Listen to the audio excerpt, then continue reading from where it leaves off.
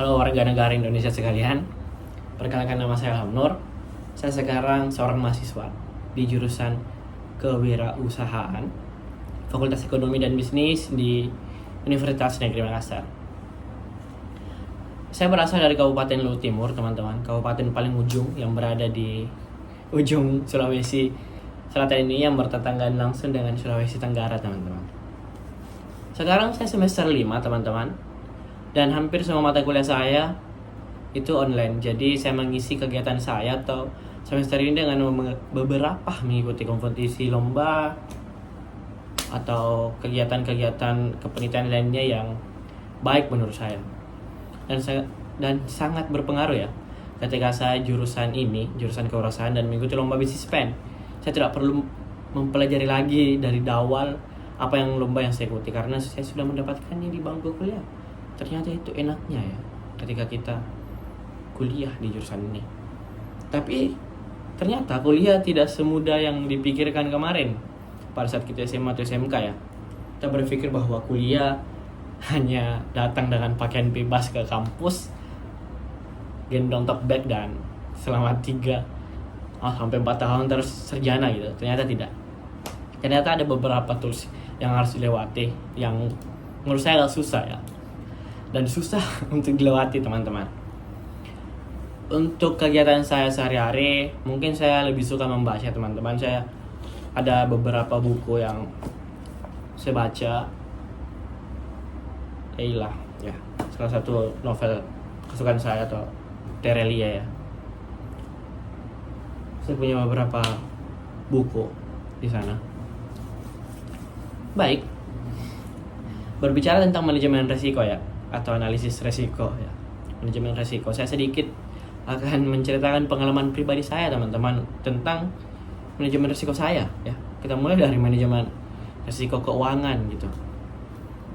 Nah, mungkin kita semua tahu pada saat 2019 atau 20 ya, pada saat itu saya kelas 3 SMP ya, yang katanya libur 2 minggu sampai bertahun-tahun, ternyata sampai 2 tahun 3 tahun ya. Pada saat itu semua orang hampir kehilangan semua pekerjaannya. Interaksi sosial dibatasi, ditiadakan, bahkan sampai ditiadakan ya. Saya berpikir dan saya melihat orang-orang banyak yang merasa kekurangan, kehilangan, atau bahkan sangat-sangat kesulitan dalam ekonomi karena kejadian tersebut. Kejadian yang tidak terduga sama sekali. Nah, sampai saya belajar bahwa saya dapat ide ya. Kenapa tidak saya manfaatkan waktu libur saya ini, waktu tidak sekolah saya ini dengan menghasilkan uang. Apa yang harus saya lakukan gitu. Akhirnya saya buka media sosial. Saya sering melihat kedai minuman ya. Mungkin kalau di Makassar sudah banyak ya kedai-kedai minuman ditonton seperti itu. Tapi di Luwu Timur jarang sekali ada, teman-teman. 1-2 gitu. Itu pun di bagian kota ya. Di daerah saya belum ada. Akhirnya saya berpikir, kenapa saya gak buka gitu aja.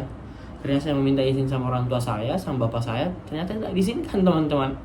Karena mungkin orang tua saya tidak tahu apa itu, karena memang belum ada dan tidak pernah dilihat mungkin. Akhirnya disarankanlah, kenapa tidak jual ayam potong saja. Saya berpikir, oh iya ya, ayam potong. Mungkin teman-teman pikir, apa ayam potong gitu. Tapi ternyata sangat baik, teman-teman. Di daerah itu cuma saya yang jual ayam potong pada saat. Akhirnya orang tua bantu untuk carikan pembeli ya, mengantar ayam potong ke rumah. Akhirnya saya jual ayam potong selama 1 tahun lebih. Akhirnya saya pintar untuk memotong ayam sendiri, mengerja ayam sendiri. Saya punya mesin untuk cabuk bulunya ya, rendam air panas gitu segala macam. Saya lakukan itu selama 1 tahun. Dan itu mengasah skill saya. Saya tambah memiliki +1 skill ya dalam hidup saya, itu mengerjakan ayam. Sampai sekarang kalau ada ayam dibeli di rumah, saya yang kerja, atau bahkan membeli ayam di luar. Sekarang saya minta bisa saya kerja gitu. Saya mau coba kembali ilmu saya atau skill saya, ternyata masih bisa ya. Nah, naik di kelas 1 SMK ya, mau naik kelas 2 SMK saya berhenti karena pertama karena sudah offline sekolahnya dan karena capek gitu. Tapi senangnya adalah kita memiliki uang. Saya memiliki uang dan saya bisa pakai untuk beli jajan dan pakaian yang saya mau, apa yang saya mau. Karena pemikiran kita pada saat itu ya cuma itu, kita punya uang untuk beli makanan, minuman, jajan, pakaian atau topi atau apalah itu yang kita bisa beli. Dan saya sangat bersyukur saya bisa rasakan itu di usia seperti itu, dan saya bisa memanfaatkan kondisi itu gitu, kondisi pada saat COVID kemarin. Sampai di SMK saya berhenti dan saya berpikir kembali, saya tidak punya uang lagi ya, habis uangnya kemarin. Kenapa ya? Apa yang bisa saya lakukan supaya saya punya uang gitu kembali? Apa yang harus saya lakukan gitu? Akhirnya saya coba bertanya ke orang tua saya dan melihat di sosial media ternyata emas ya. Ternyata emas sangat baik untuk diinvestasikan, berinvestasi ke emas. Karena kita melihat fisiknya langsung gitu loh. Kita lihat fisiknya langsung. Oh ya ada emas, dan ternyata stabil harganya. Setiap tahun itu selalu naik harganya. Akhirnya mulai saat itu di kelas 2 SMK saya selalu jual beli emas. Saya beli ya, walaupun tidak banyak ya, walaupun setengah gram, 1 gram ya, saya beli segitu. Terus saya simpan, kalau ini harga saya jual, kalau saya butuhkan saya jual. Ternyata baik juga untuk keadaan ekonomi saya pada saat itu. Akhirnya sampai sekarang saya masih melakukan itu. Dan ternyata sangat bermanfaat teman-teman. Ketika saya butuh beberapa keadaan di mana saya butuh langsung uang dan saya tidak ingin meminjam dan meminta, saya punya tabungan yang bisa saya gunakan gitu. Saya sangat bersyukur dihadapi keadaan di tahun-tahun 1920 kemarin. Saya bisa berpikir, karena itu saya bisa berpikir bahwa yang penting itu ternyata untuk menyimpan uang gitu. Karena kita tidak tahu ya, walaupun kita merasa sekarang kita seorang ada bisnis yang jalani ya, atau ada pendapatan yang terus-menerus kita hadapi dan kita nikmati itu, memang betul, tapi kita tidak tahu hal-hal eksternal yang akan terjadi gitu. Nah sama seperti keadaan seperti itu, kita tidak bisa menanggulangi ya, atau menghadapi hal seperti itu. Kita memang harus mempersiapkan sedari dini mungkin untuk tabungan-tabungan seperti itu. Saya rasa sangat penting ya untuk seperti itu. Akhirnya saya banyak belajar dari keadaan-keadaan tersebut, dan itu menurut saya hal yang sangat berpengaruh sampai kehidupan saya sampai sekarang ya, karena saya masih menjalankan jual beli itu emas sampai sekarang. Nah itu manajemen risiko pertama yang saya hadapi dan saya pelajari sampai sekarang. Yang kedua adalah manajemen atau risiko yang pernah saya hadapi secara pribadi saya pada saat saya SMK kelas 2.